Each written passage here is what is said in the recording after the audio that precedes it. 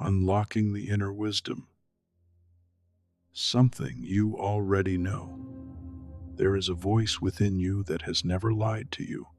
It has spoken up when something felt wrong, even when every logical reason said it was okay.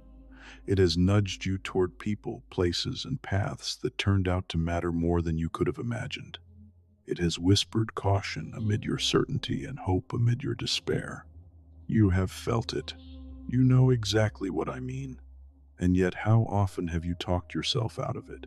How often have you looked to someone else to confirm what you already sensed?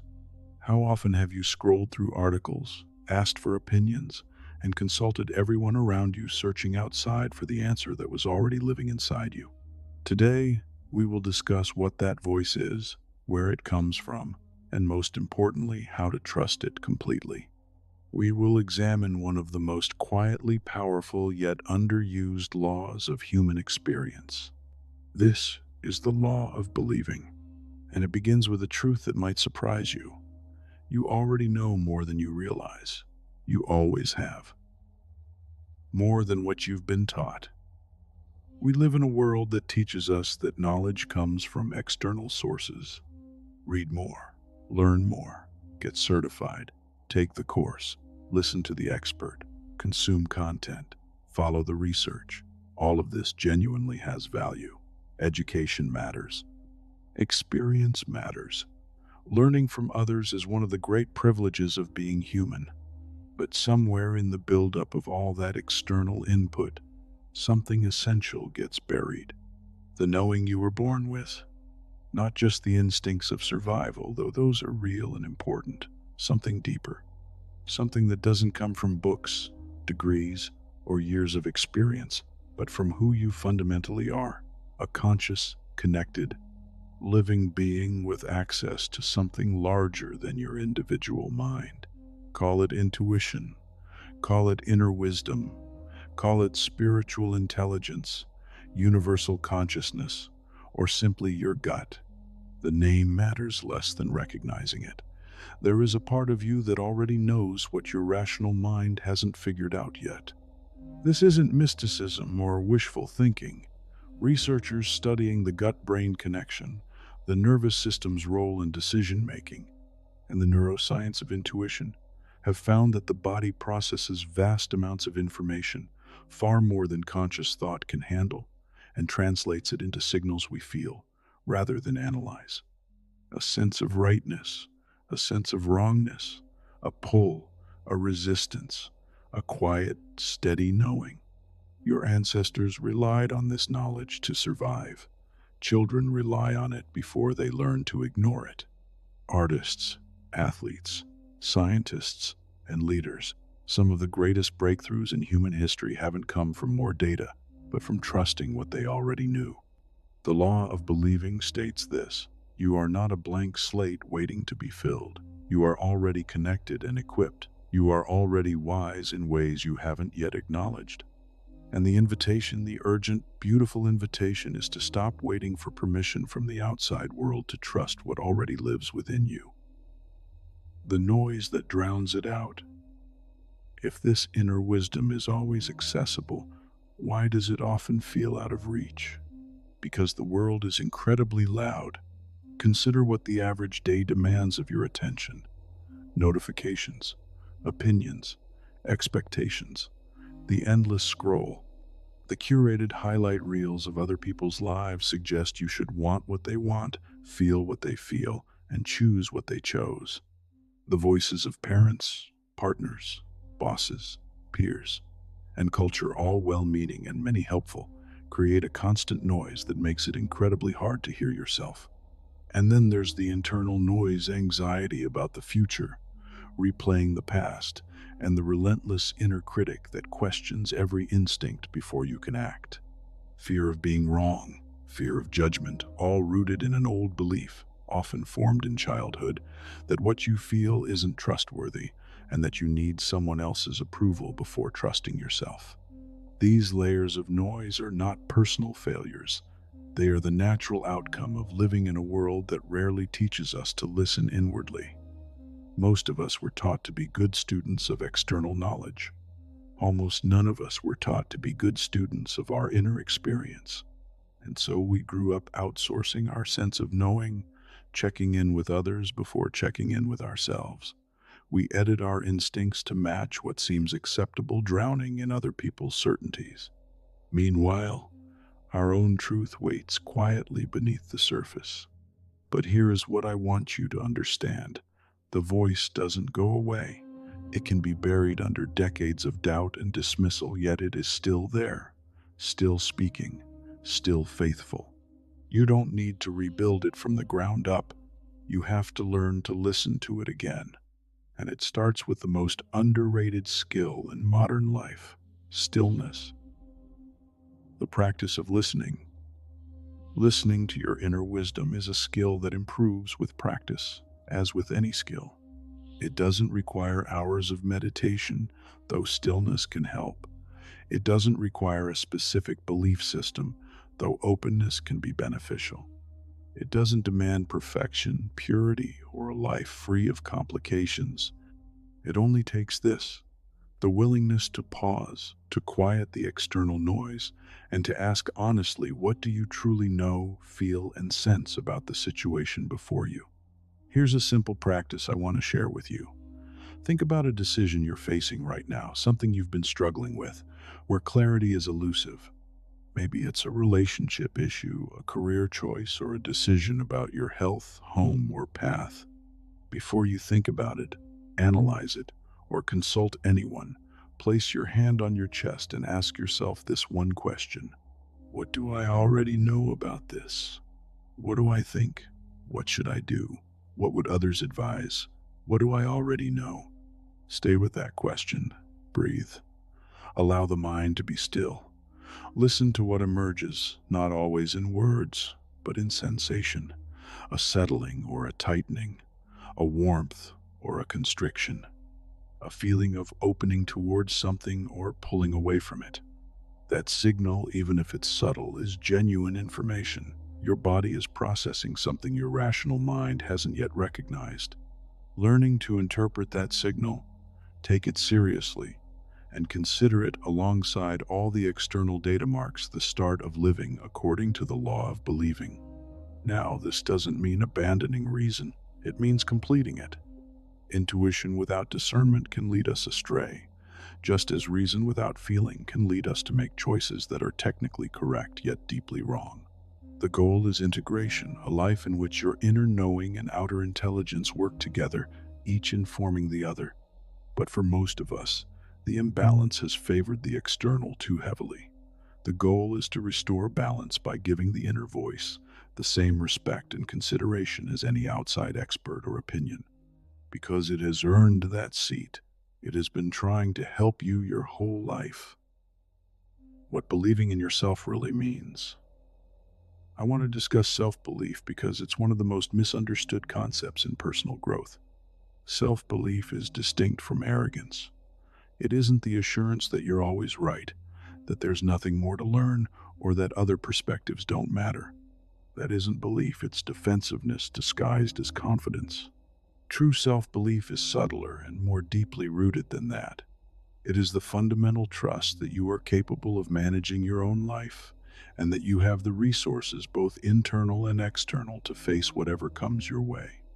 It means you can take risks, make mistakes, learn, recover, and keep moving forward. It shows you are not too fragile for the challenges your life presents. And here's the harsh truth: many of us go through life without this foundation. Not because we're weak or broken, but because at some point, probably early on, we were told we weren't quite trustworthy, that our instincts were unreliable, and that other people knew better than we did about what we needed, who we were, and what we should do. That message gets internalized. It becomes the invisible foundation beneath our decisions. From that foundation, we make choices not to express who we are, but to avoid others' disapproval. We choose careers that seem impressive rather than those that feel meaningful. We stay in relationships that are familiar rather than those that are truly nourishing. We silence the ideas that feel most authentic and follow the ones that seem safest. And all the while, The deeper self, the part of us connected to what is real, whole, and wise, waits.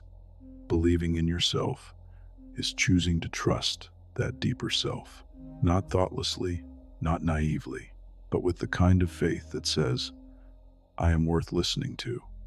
My experience matters. My sense of things has value. I am allowed to take up the space my life offers. This isn't something you accomplish once and keep forever. It's a practice, a daily choice, a continuous act of returning again and again to the truth that you are the expert on your own life. You are not alone in this. There is one more aspect of the law of believing that I don't want to overlook, because for many, it's the most transformative part. You're not facing this on your own. Whatever your connection to spirituality, faith, consciousness, or the universe, there's something worth contemplating here. Something that both science and mysticism, in their very different languages, seem to point toward. We are not isolated units. We are not separate selves navigating an indifferent universe with only our individual minds for company. We are part of something bigger, a web of connection, energy, and life that is constantly active, always accessible, and always focused on our growth and well-being. When you access your inner wisdom, you're not just tapping into your personal history and experience. You're connecting to something deeper than your individual story, something that holds the collective intelligence of all life, all time, and the human experience that preceded you. Spiritual traditions across cultures and eras have recognized this. They have called it by different names: the divine, the soul, universal intelligence, the higher self, the Tao, the ground of being. Still, they describe the same experience: the felt sense of being connected to something larger than the ego, something that guides, supports, and knows more than the surface mind can access. This is what the law of believing encourages you to embrace. Not just trust in your individual self, though that matters greatly, but trust in your connection to something larger. The feeling that you are supported and that the universe isn't neutral or hostile, but fundamentally on the side of your growth. When you live rooted in that trust, something shifts within you. The tight grip of anxiety loosens. The urgent need to control every outcome begins to soften. You can take risks with greater courage because you are not alone. You can face uncertainty with more grace because you understand that uncertainty is not the absence of guidance, it is the space where guidance can enter. Surrender, in this sense, is not about giving up, it's about opening up. It's the choice to stop white-knuckling through life and to let the deeper current, the one that has supported you all along, carry some of the weight. You are connected. You are supported. You are not alone. That isn't a mere platitude. It's a law. Trust, betrayal, and redemption. I want to talk about something that doesn't often come up in conversations like this: what happens when trust is broken. Perhaps you trusted someone and were hurt. Maybe you followed your intuition and it led you somewhere painful. Maybe you believed in something, a relationship, a dream, a path, and it fell apart. In the aftermath, something inside you quietly decided, I'm not doing that again. Trusting is too risky. Believing is too costly.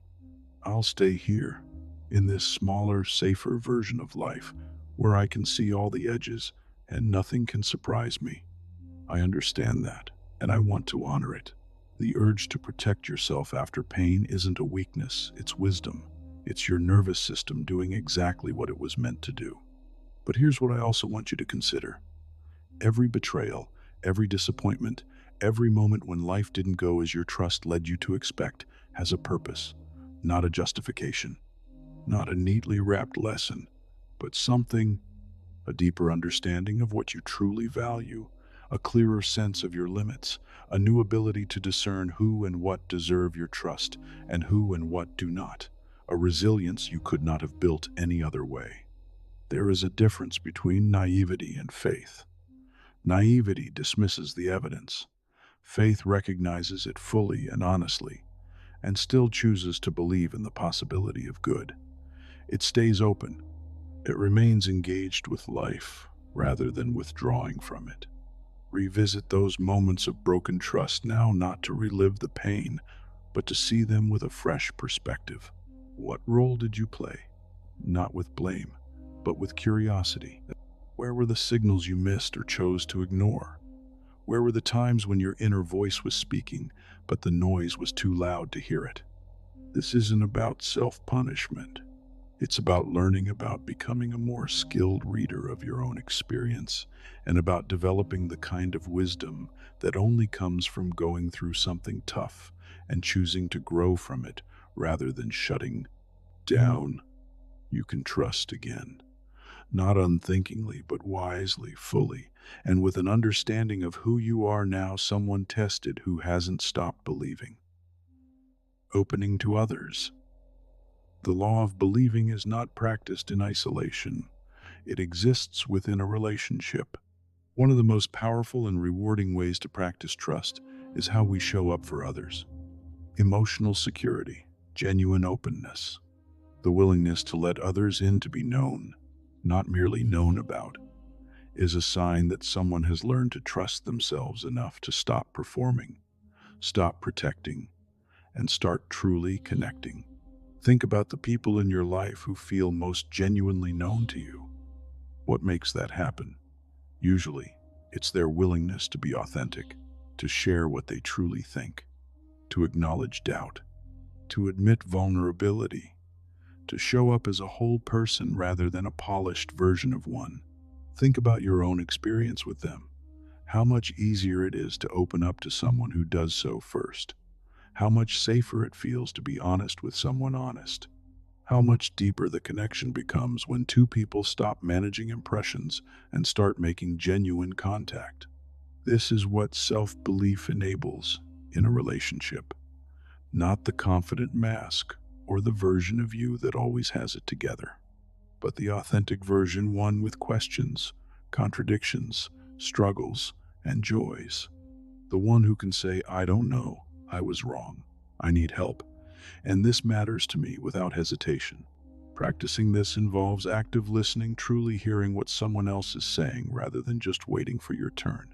It also includes an empathetic response, recognizing how someone feels before offering analysis or advice.